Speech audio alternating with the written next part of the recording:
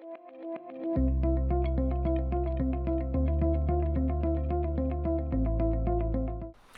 morning, everyone. This is Archbishop Gagnon here at the Catholic Center in downtown Winnipeg, and this is our Friday report. Thank you very much for joining us. As you know, our Friday report is a simple means by which your shepherd can communicate with people of the Archdiocese on a regular basis. We started this during the pandemic and we never stopped doing it. So thank you for tuning in. So by this time, Friday morning, May the 13th, that's this morning for you, but please remember I'm recording this on Thursday. So by Friday morning, in all likelihood, you will probably have heard the when and the where of Pope Francis's visit to Canada, his pastoral visit to Indigenous people in Canada. So today I'm not at liberty to share with you that information, as the official notification will come out this morning on Friday morning. So following this, in the days ahead, we will be having certain details and information as to what the dioceses in Canada will be doing in relationship to this very important pastoral visit of the Holy Father to Canada. So do please stay tuned. This past week in the Archdiocese, we've been celebrating, as other dioceses in Canada, what is known, and you probably know this, the National Week for Life and the Family. This is a national effort among all the dioceses of Canada to emphasize the importance of family life, of marriage, and of the sanctity of human life. Now, we have something quite unique in Winnipeg, and that is a tri-diocesan National Week for Life in the Family Committee. And it's been going now for quite some time, for quite a few years. The Archdiocese of Winnipeg, the Ukrainian Catholics of Canada, the Archdiocese of St. Boniface, and the Archdiocese of Winnipeg, we joined together with a large group of lay people to discuss the National Week for Life in the Family. And as you probably know, every year there are certain initiatives that are put forth. It could be a conference, it could be a series of talks, different things that we do together to emphasize the importance of family life and marriage and the sanctity of life. So this year, in this past week, we've been emphasizing really the sanctity of life in a special way, because the National Week for Life in the Family often corresponds to the National March for Life in Ottawa. And this is a very large gathering. And perhaps it's very appropriate at this time with the heightened awareness of the abortion question coming out of the United States, particularly. The emphasis on the sanctity of human life, the issue of abortion, the issue of MAID. And so every year there's a National March for Life in Ottawa. And by the time you listen to this Friday report, it would have happened, but there will be on the website, and is on the website, the virtual recording of that. So you can tune in and see what that was like and the particular speakers. On May the 28th, there will also be a March for Life in Steinbach, Manitoba, starting at 10 o'clock in the morning. And our website has information for that. Why not join? I think there's a large group of people going to Steinbach this year to March for Life, to emphasize the importance of the sanctity of life.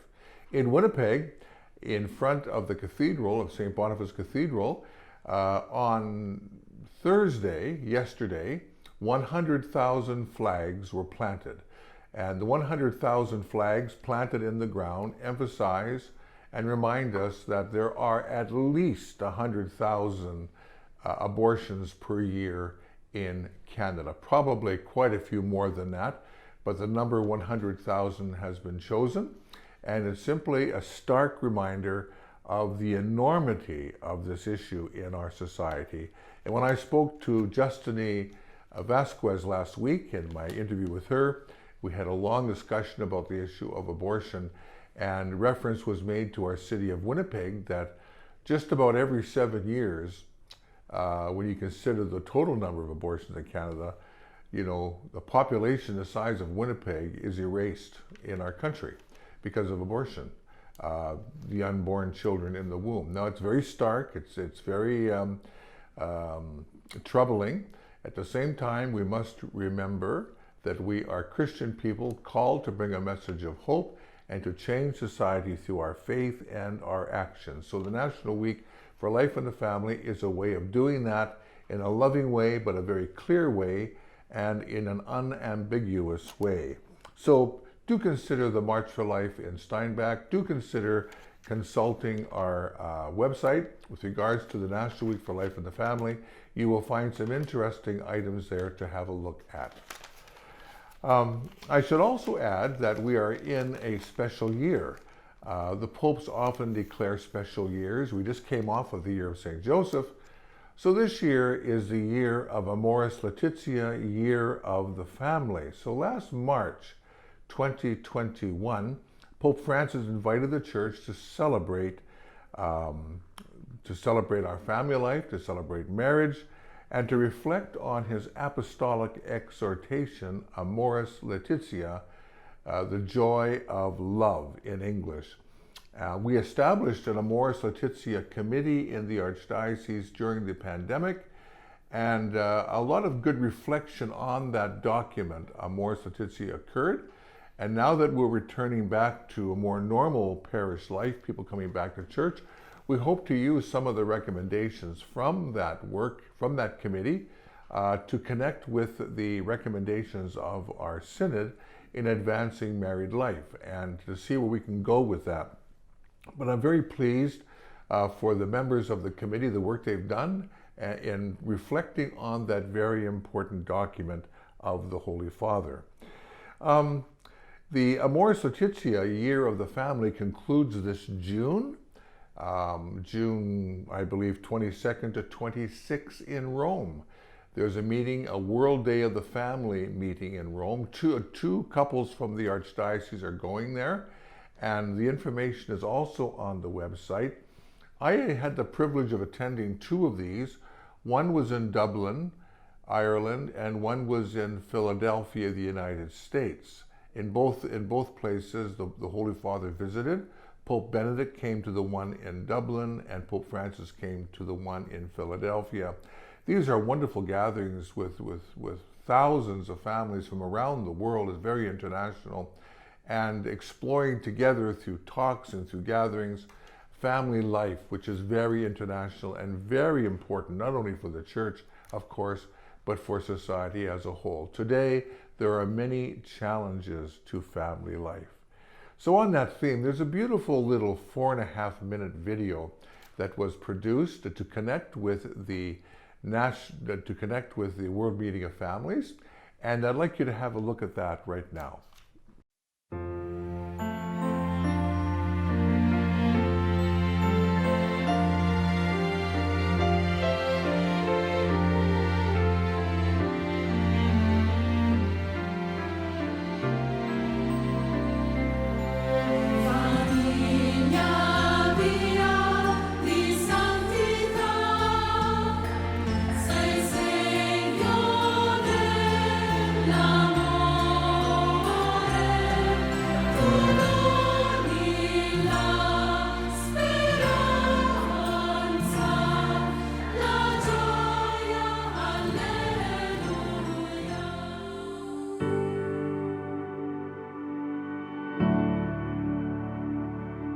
I'm Janine Doyle. I'm a stay-at-home mom to 4 children, married to my husband Francis. I'm the aforementioned Francis Doyle. I was in the seminary for 1 year, and I decided almost midway through the year, pretty much, I knew that I wouldn't return. That just didn't seem to be, where I was being called. So I had been asked to go up to this camp to help out sort of as a leader at this camp. Janine just so happened to be there as a youth minister. We kind of spotted each other, and I knew he was a seminarian, so in my head I thought, okay, well, we'll just be great friends. And I remember my reaction was probably not what it should be when someone says, oh, they're not going back to the seminary. I probably should have been disappointed. But I remember I couldn't really hide my true feelings. And we would go to church, and then we would go to Tim Hortons and we'd get tea, and we would sit until they closed at Tim Hortons, and we'd be talking about everything, faith and life and our hopes and dreams. And the connection was just really strong early on. Yeah. It was only after we were married that I told Janine I don't really like tea very much. I drank a lot of tea. I still like tea.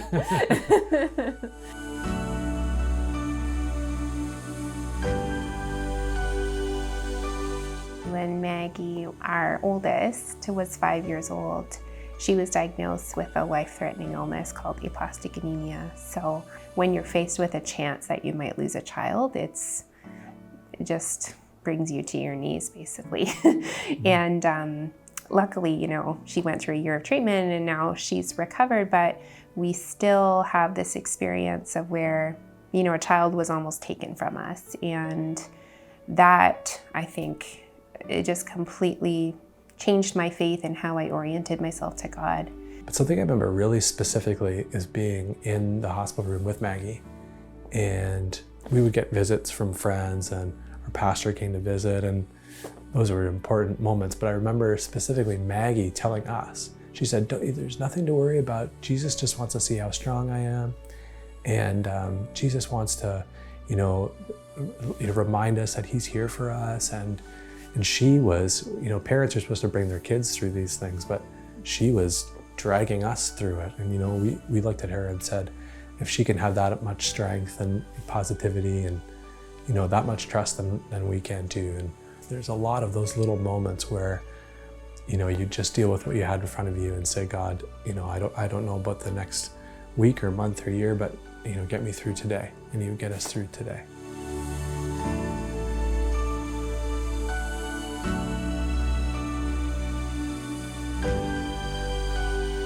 I find it still pretty easy just to find joy in the little things, you know, and it still catches me every once in a while when I'm spending time with Maggie and I think, you know, I almost didn't get this moment. So it's just something small, something simple. You know, we think of the alternative of what God has spared us from, and every little thing is joy. I know that's something that always brings me joy, is the knowledge that there's this reciprocity, especially among the community of believers, that we're kind of here for one another. And, you know, with people that have suffered and struggled through, you know, challenges, that there's a sort of a kinship. You get that fruit of that, you know, the joy that comes from being Christ for someone else.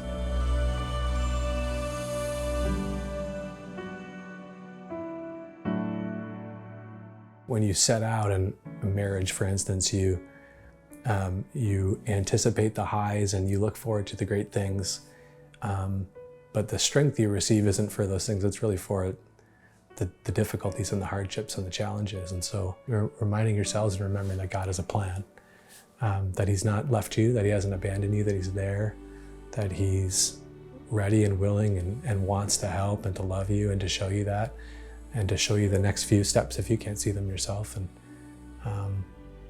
you know, that plan is for our good. You know, he wants good for us, and he doesn't want us to, you know, to go through difficulties, but sometimes allows them for a greater good. So it's easy to say, hard to do, but very worthwhile doing, I think, in the end.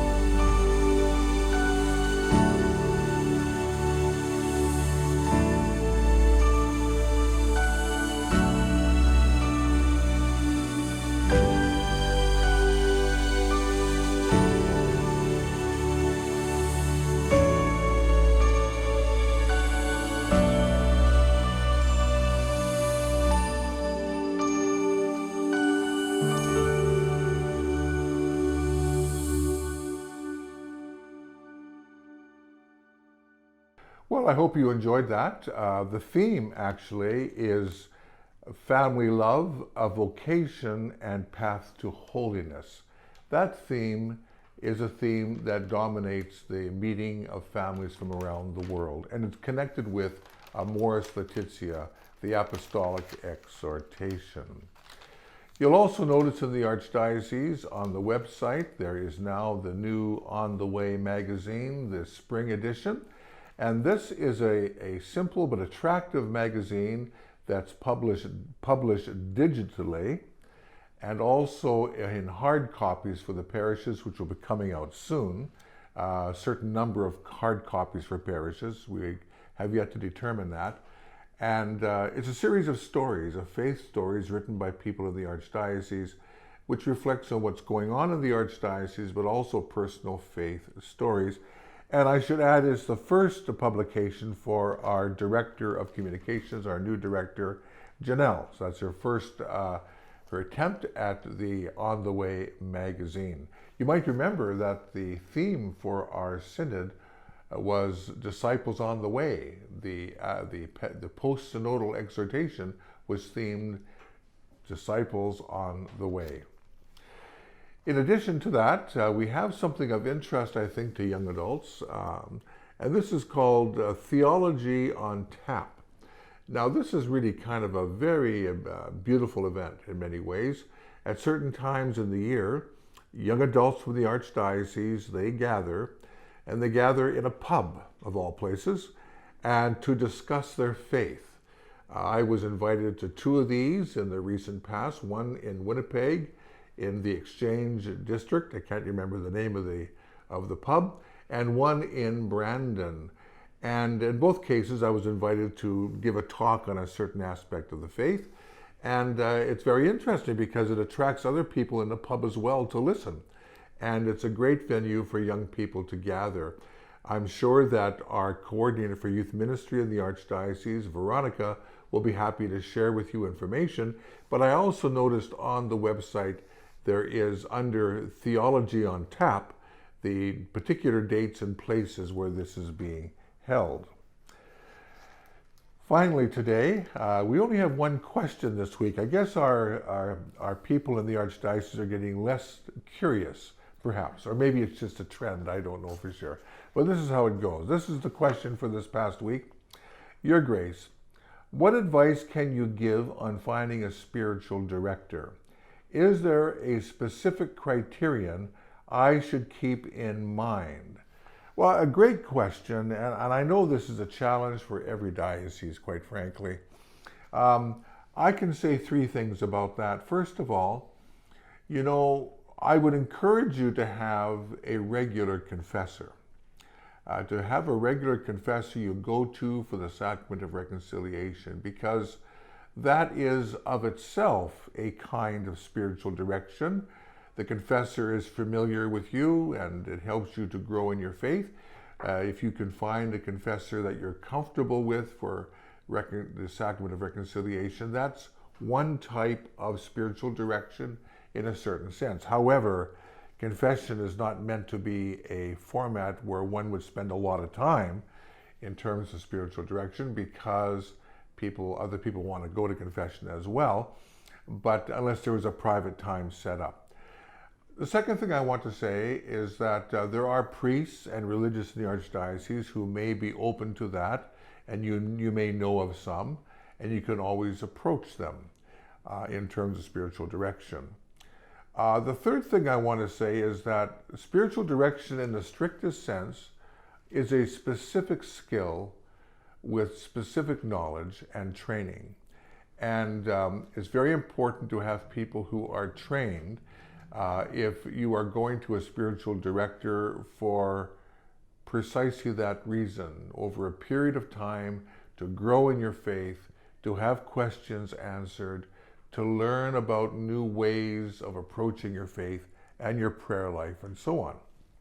Now, we have a couple of lay people in the Archdiocese who are trained professionally, and my goal is to increase this reservoir of spiritual directors in the Archdiocese, because I think there's many people that are very curious about this.